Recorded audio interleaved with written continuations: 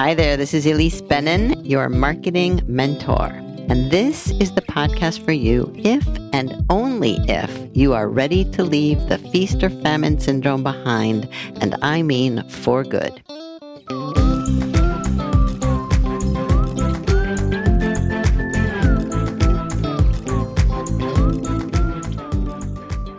All right, let's change things up a bit today. You know I like to do that since things are constantly changing anyway, right? So today, I'm bringing you the first 15 minutes of the most recent Office Hours, which is the monthly, live, and very interactive gathering that has become the centerpiece of the Simplest Marketing Plan, the framework I teach and sell in the Marketing Mentor Shop. This is not a webinar where you just sit back and take it all in. It's a live meeting where you get to participate, both in the chat and by literally unmuting yourself and asking your question or sharing your experience. In fact, on Cyber Monday, that's November 28th at noon Eastern, my client, copywriter Bob Bly, will join me for a special live event to launch the 2023 Simplest Marketing Plan. So I hope you'll sign up for that. Listen for details at the end. I think you'll want to be part of this dynamic group to ramp up your marketing and your business in 2023. So listen and learn.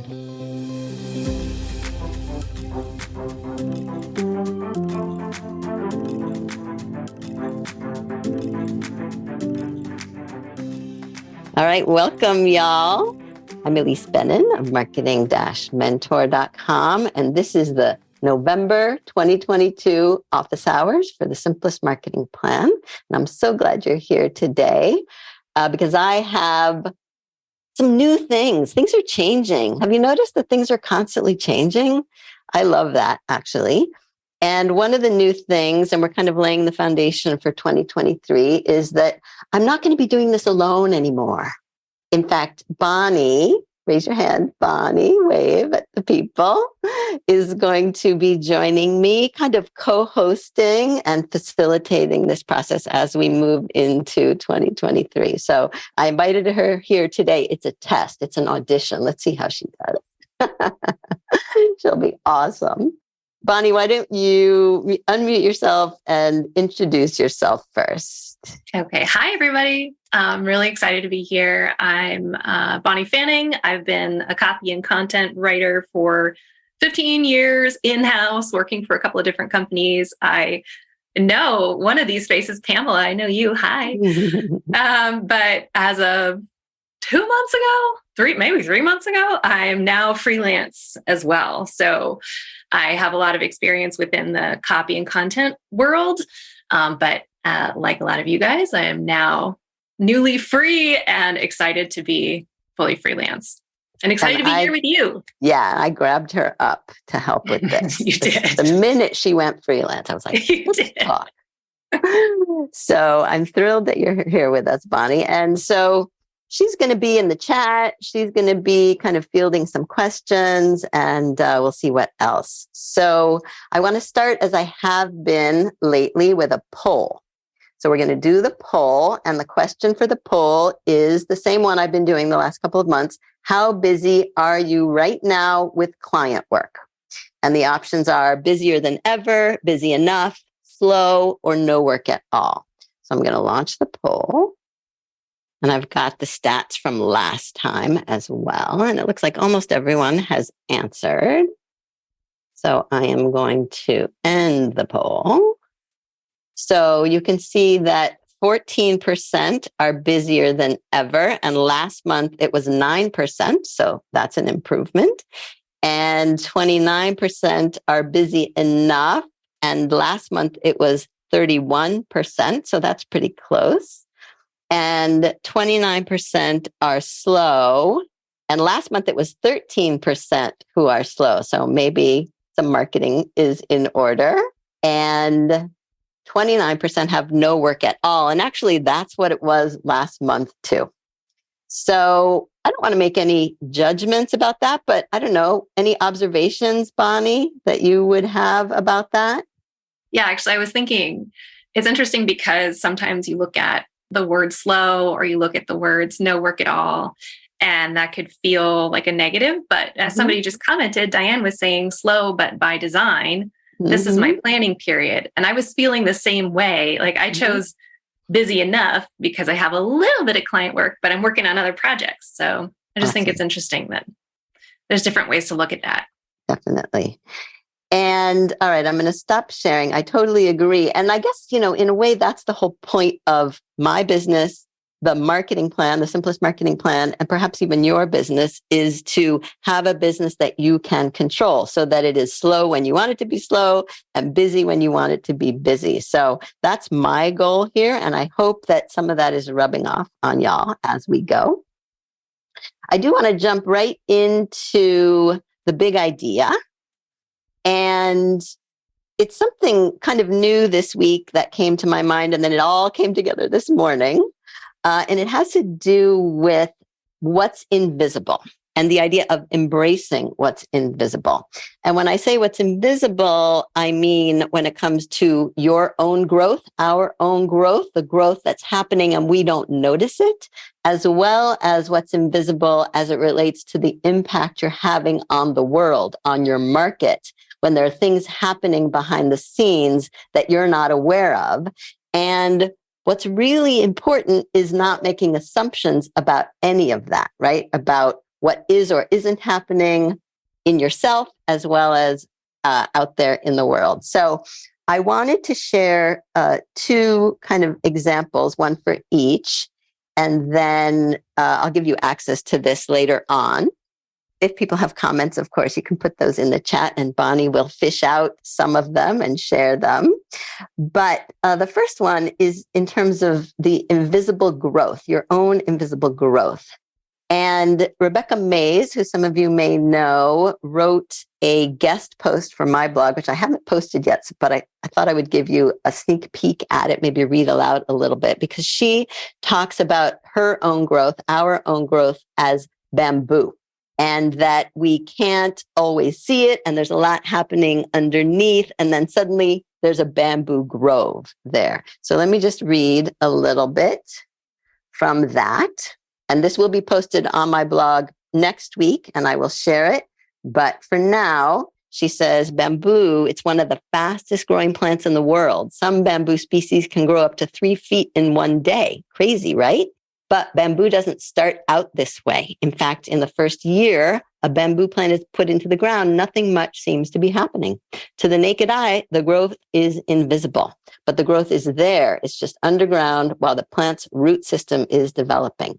Each year, the new bamboo plant puts out new shoots. Each of these shoots puts out new shoots of their own. And a few years later, after planting, a whole bamboo grove has formed. And by then, the growth is visible and obvious to everyone who walks by. And in this article, she goes on to outline 3 signs that indicate that you and your business really are growing, even if you can't see it. So I'm going to hold that until we publish it. But Bonnie, I'd love for you to respond to this idea of the invisible bamboo.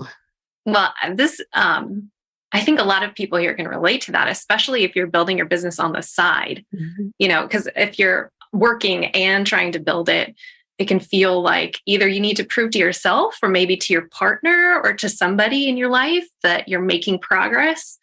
And sometimes it's really hard to either show that to yourself or show that to that person. So I'm really excited to see what those 3 things are that she highlights. And actually, maybe this is something you can talk about in the networking section if you want, when we do breakouts. But I would love to also see if people have in mind things right now, a sign that you are growing.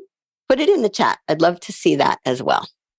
All right. And while we do that, I'm going to go on to the second piece, which is the invisibility of the impact on our market, right? And this is actually even more frustrating for a lot of people, is not being able to see what's happening in the market.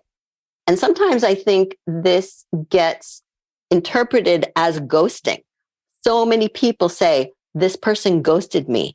I just don't think that's what's happening. I think what's happening is they're doing other things and then you just don't know what's going on and they're not ready yet. So you have to wait until they come back to you, and you have to also be staying in touch in the meantime, and they may not respond. And that's the thing that can be the most frustrating.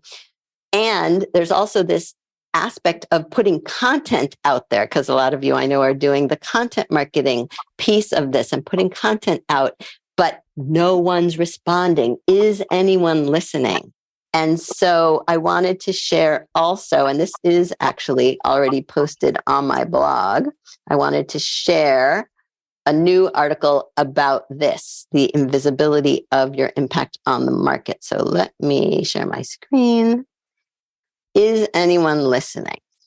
I'll just read the beginning of this also. It's from Teresa Murray.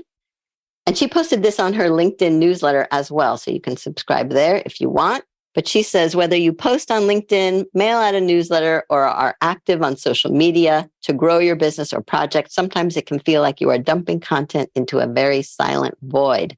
It can feel like giving a speech in a huge hall to just 3 people all staring at their phones. Perhaps you've got some followers who enthusiastically engage with and share your content, but still you think you are not reaching your target audience and that no one is listening. Following months of what may feel like digital bombing, you might feel like jacking it all in, not worth the effort, you may think, pointless, a waste of time and energy. But no, you must persevere because you likely have an invisible audience. Think about it. Do you read posts, articles, and comments, but often do nothing, say nothing? Of course you do. No one has time or energy to comment and react to everything that piques their curiosity, but you're listening either way.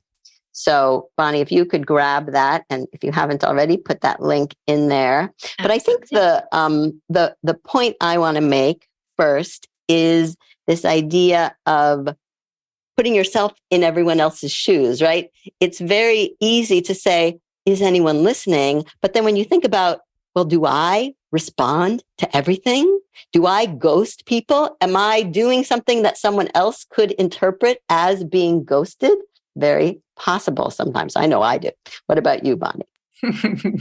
I, of course, have thoughts on this too. Okay, so coming from the direct response world, which I've been in for so long, I think this is really encouraging, first of all, especially when you're promoting yourself. But I also want to know, what can we do to start to evoke a response from that invisible audience? Because they're there, but maybe there's something we can tweak or something we can do to start to get people to respond a little bit more. What do you think about that? It's a good question. And actually, I'm not going to answer, but that is a good segue to what we're going to do next. And I'd love to put that question to the people who are with us today also, right? So what do you think you could do to nudge? I want to call it nudging more response. All right. And we're going to come back to that. But let's use that segue, actually, because what I also wanted to share was something from Mary Vosica, who is one of our members. So she took one of the intensives, the LinkedIn intensive. Raise your hand if you were also part of the birthday fiesta bonus and took the LinkedIn intensive. Okay, good. Several people here. So there will be more of those in 2023, by the way. But she wrote me this message the other day that I wanted to read to you. She said, you suggested one way to connect on LinkedIn was to comment on someone's post and then connect with the other people that commented on the same post, right? A very simple strategy. Well, I tried that this morning. I found a post I thought was educational and informative and made a comment. Then I checked to see who else commented and sent connection requests to them. I did add a note indicating they commented on the same post I did. And guess what? 6 people connected right away. All of them went to my profile and started commenting on the posts I recently made. And they started some great conversations. So I think it's a good strategy. Now I need to figure out how to best nurture those connections and form deep relationships. So again, that's a question I'm going to put to y'all, right? What should Mary or you, if you're doing this, do to make deeper connections and continue the conversation with some of these people? Bonnie, what are your thoughts? I'm curious what everybody's going to say about this one, because this is something that I'm fairly new to the LinkedIn game and I'm interested in the same thing. Mm-hmm. So we can actually start, if you'd like to, with some answers that people gave to how they can nudge more responses. Let's do that. Okay. So Jay was saying I could mention names of people who might be interested in my content within the LinkedIn post. That's interesting. Mm-hmm. Steve was saying comment to posts and shares in a meaningful way. So that's kind of what we're talking about right now. Jill was saying ask interesting and more direct questions. Yeah. Allison was saying ask a question in your post to encourage more responses. And Diana said talk to target audience in LinkedIn groups with links back to my content. Mm-hmm. So that's kind of more on the first stage of this. And now we're talking about when you go along, how do you stay engaged after the fact, right? Right. And so I feel like a common denominator in some of those ideas is tagging specific people, right? So that they see it, so that they get a notification. And I like that idea in general, but I also want everyone to be very, careful in a way that it's not an expectation, right? That you're not calling on this person in a way that makes them feel pressured to respond also. And I'm only speaking from actual experience because someone did that to me recently. I was like, really? And I don't even remember the language that was used, but it was very like awaiting your response here. So, don't do that. I'm sure I don't have to tell you, don't do that. But, do it in a way that is more inviting to people. All right. So Bonnie, you want to add something there? Well, I was just thinking I had an experience recently where somebody reached out to me in LinkedIn messages and said, I have this thing and I'm offering this to people. What do you think? And then after that said, no answer. How come you're not answering? And just kept like following up. And I was like, well, who are you? Why are you? Yeah. And the thing that's interesting about that, I mean, in a way, I feel like everyone knows not to do something like that, except we imagine that when we do this other softer version of outreach and follow-up, that it's going to be perceived as that. And so in a way, that's kind of like what I was saying before about what's invisible. And for some reason, the assumption when there's something that's invisible is a negative one. They're going to hate it, or they're not going to like it, or they're going to think X, as opposed to a positive assumption, right? I really hope you found that tidbit helpful. There will be so much more where that came from in 2023. In fact, on Cyber Monday, November 28th from 12 to 1 p.m. Eastern, I want you to join me and Bonnie Fanning, my new co-host, and my longtime client, the renowned copywriter Bob Bly, for a free live event to launch the new SMP, as I like to call it, with a one-day-only special deal plus amazing bonuses. Not only that, I'm introducing something totally new for 2023, which you'll hear all about at the event. So I hope you'll join us. That's November 28th, 12 to 1 p.m. Eastern. There's a link to sign up in this episode description, or you can just go to marketing-mentor.com and click the sign up button at the top of the page in my announcement bar. So I really hope to see you on Monday, November 28th at noon. You won't want to miss this. See you there.